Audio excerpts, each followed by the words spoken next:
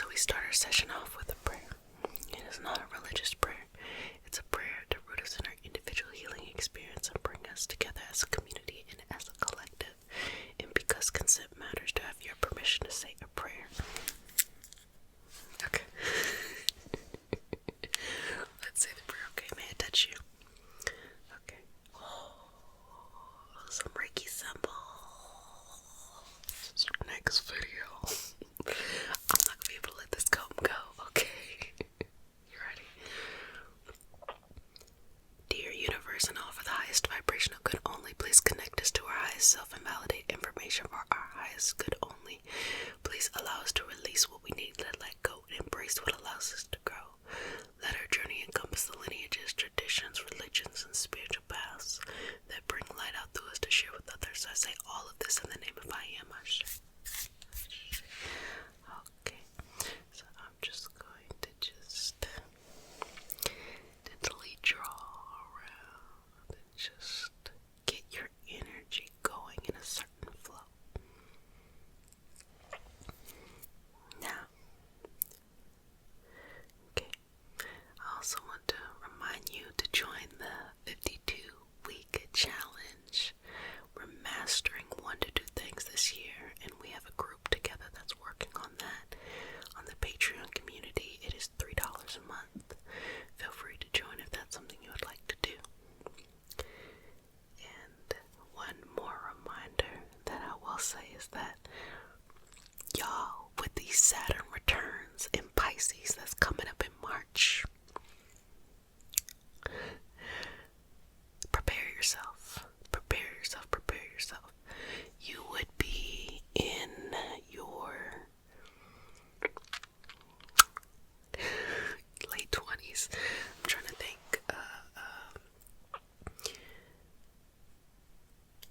Probably 92, 93 to what? 96, 94, 96, 95, 96, my bad. That area, double check to confirm. If you look in your natal chart, it's just your Saturn is in Pisces. That's happening in March. Prepare yourself. Why am I telling you this?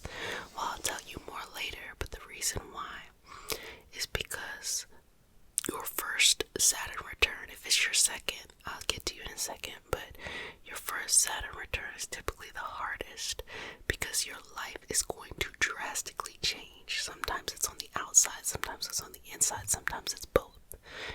But you're going to get a lot out of it, okay? So don't freak out. It's okay. You're going to get a lot out of the experience, but prepare yourself. And you know, I'm here the entire way and the entire time. And let me know in the comment section if y'all Saturn returns in Pisces want me to put something together for you all to, figure it out. Let me know in the comment section. If y'all don't, tell me in the comment section. I am not going to do it. Okay. So, back to this love manifesting. So, as you fill yourself up with all of this love that is available to you whenever you need to, remind yourself that you are love, okay? You have to challenge your ideas of love. If you have had a string of bad luck with love and understand the difference between just normally love, it'll have its ups and downs, it is what it is. But bad luck is like every person you're choosing is pretty much just all over the place, as opposed to you had a relationship, it lived its, it served its purpose, and it's just hard to let it go. Those are two different things, okay? There's a difference between entertaining. I'm trying to think what terminology did my grandma said it one time. She would call, if you dated somebody who really didn't have a lot to offer you, she would call them a bum. she would say, like, oh, you dating that bum? It's like, dang, older people, especially like black grandmothers, they didn't, they didn't have a filter. And the reason why that they didn't have a filter is because in a life, in a society that had them hyper vigilant of themselves, had them constantly being critiqued and scrutinized, they learned how to kind of walk through life with perfection. So they expected nothing less than that. So they would say, things like that. Now, I was really smart, and the reason why I was smart was I wouldn't let them know who I was dating, so they couldn't judge me even if I was making a poor decision. But I watched them with my siblings. I was like, yeah, y'all messed up over there. But I say all of that to say, the love that you want in your life is there, is available. I tell you this many times.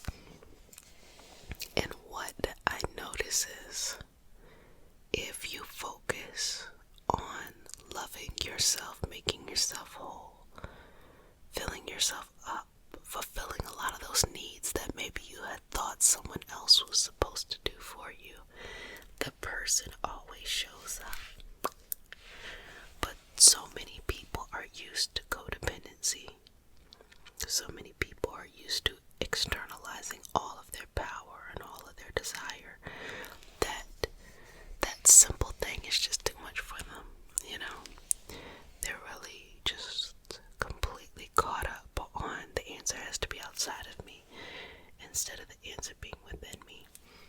Now, if you're young, it's just being hard-headed, like you may have not had anything that happened necessarily that would make you feel like I gotta find the answer outside of me.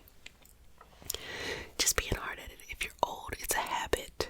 It's just a habit that you're doing that needs to be broken. That's it. Now, we can also be really constructive here again. The things that I'm talking about, these principles of manifesting and aligning things and bringing things into your life, they're not as really out there. It's very practical things, but it's also things that people have to reprogram their brain and their expectations to understand. Like, for example, you might feel like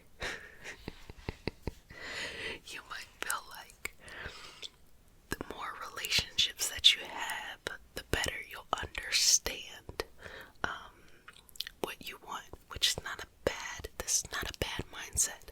But if you're trying to have all of these relationships at the same time, and it goes past just dating, because I'm one of those people that when you're out there dating, this again, what my grandparents used to say, my grandmothers, they used to say, if you're not married, you're single. What I mean by that is, enjoy the dating process. You do not have to be exclusive with, just the first person who like winks at you, That's what I'm saying. But I also think it is an issue if you want to have these deep, fulfilling relationships with multiple people at one time, and y'all didn't all consent to those dynamics. So, or entertaining someone who's doing that to you, because you feel like you want to win at it.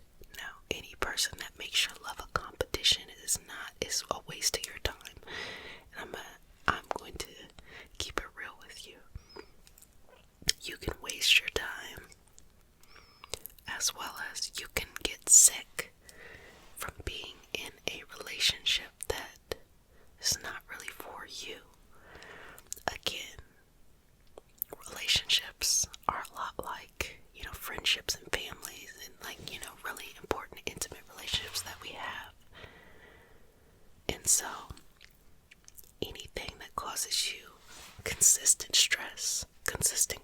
beginning does not have a firm foundation, even if you feel like this person has the potential to be everything that you want, is not worth your time. When I say, and I want to tell you from firsthand experience, I developed an entire autoimmune disease for staying in a relationship way too long. And that was one of the most helpful things that I could have through the universe. And I know that sounds crazy, but the reason why I say that is because when you start having Stockholm syndrome and you start feeling like, you know what, maybe this wasn't about you, you have sympathy because you're a human being for the person, or what, and heavens forbid, people, you know, because that's even more confusing. But when you start feeling that way, when you can objectively say, okay, this is what their energy did to my body, or not blaming them, thinking about it like this is the state of my body as I was dealing with fill in the blank. If it's not a good state, then you do not need to stay. You gotta kick that energy out. You gotta kick that energy out. And also, you know, same thing with friends, family, again, love as well. If you feel healing, if you feel balance, and I don't mean you're just projecting or you're just kind of unloading on someone, but you feel like you don't even have the need to unload anything, unload baggage or put baggage on other people or receive baggage. If you're around somebody and they just make you feel good exactly as you are, that is worth it. So, one thing that I always tell people is the same way I made my mistakes and lived them out surrounding love, I'm gonna let you do that too. Why? Because I could give you the roadmap, but life is not about being perfect. Life is about experiencing it. If you do not know what I'm talking about, you can be hard at it anyway, and you're gonna do what you want. And guess what? I'm gonna just be right here to say that I'm here whenever you need me, and I told you so. But that's okay, because plenty of people gave me an I told you so too. And to this day, I don't care. And that's what I'm saying. You know, you gotta go with what you want to do. I had a session one time. This is funny. I had a session one time. And I was doing this reading surrounding love. This person had convinced themselves that even though this was not working, they was gonna keep on trying it. And I was like, okay, I get it. So they're like, you think it's gonna work? And I was like, no, but I think you're gonna do it anyway. And then we both just started laughing. And I was like, and you know, I'm not gonna tell you not to do it, because you need to learn the way that you need to learn it. So I'm not saying that to give you the permission to go and do something foolish. I'm just letting you know that heed my words. Because if you don't heed my words, you're going to have to experience it firsthand. And you're gonna think, you know what? This is not what I wanted. And that's okay. Believe me, I'm laughing now, but it was not fun. It was not fun.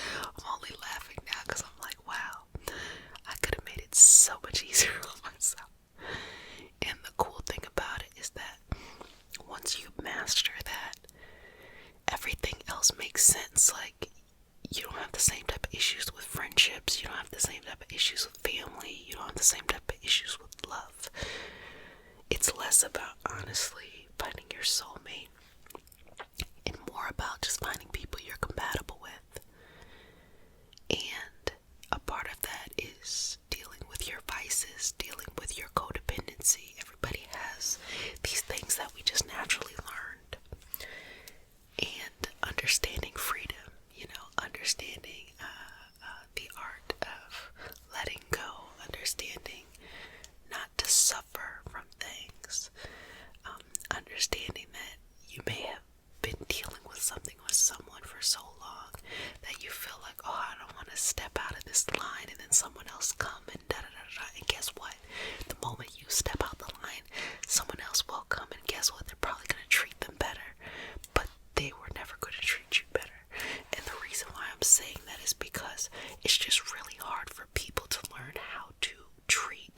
person that they know in a new way. It's the same reason that in your family, you might have always been this person, no matter how much you've changed in your life. Or if you have very long friendships, sometimes you all are still dealing on the same level as when you first met versus who you are now. And when you meet new friendships at the stage you're at now, it's not personal, it's just kind of very, very difficult to break down those walls and treat somebody differently. You honestly, or they honestly, have to have an entirely new personality, and that is even harder to do. So this is what I say: if you want to attract that love to you, you go have fun and you love on yourself and you give yourself all those things. I want you to make a list of all the things that you want a partner to be, and I want you to start fulfilling that for yourself. And when I say the right people will walk into your life, it's like, because it's very practical. You're demonstrating to them what you need. A lot of times people are wanting something from others and they have no clue what it is. They just know what they don't want, and they're just trying to, expect someone else to know it for them, No, go figure yourself out. Go figure out everything you want and you need, and give others a clear communication, clear direction of how to bring happiness to you, as well as you be able to be open and free to that in them as well. Well, family, I hope you enjoyed this session today of the week of the comb. The week of the comb. The week of the comb. And to know that love is all around you, that you have access to love. Love is within you. And, I'm trying to put myself in those shoes again, to think, like, what was I thinking? I think in that moment that I felt, I'm like, Jessica, I need you to go back 10 years. What were you thinking? In that moment, I got it here. But you have all of your feelings and your impulses of like, I gotta find somebody now, I gotta find somebody, that clouds your judgment. If you are patient, if you love yourself, if you give yourself all those things that you're looking for a partner to give, it's not that they won't show up. In fact, I feel like they do show up quicker because you're modeling to them what they want, and so many people have no clue what they want. That's why they get in relationships with people who have no clue what they want. If you know what you want, you're gonna get in a relationship with somebody who knows what they want. Okay, babies, well, if you want to say it, let me go ahead and say it. I love you, but who cares if I love you? Just love yourself a little